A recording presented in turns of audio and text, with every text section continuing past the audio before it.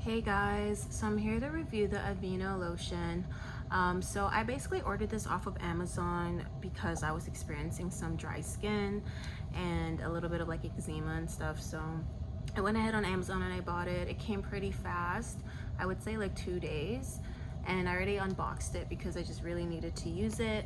One thing I love about this lotion is that it has shea butter. I don't know if you guys can see that, but it comes with shea butter and it's fragrance free. And I do have like really sensitive skin.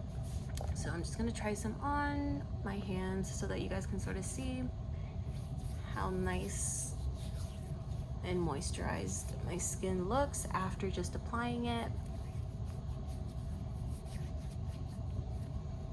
And yeah, like my skin is just so soft right now and it just feels really good. I don't feel itchy, and the shea butter is really just doing its job.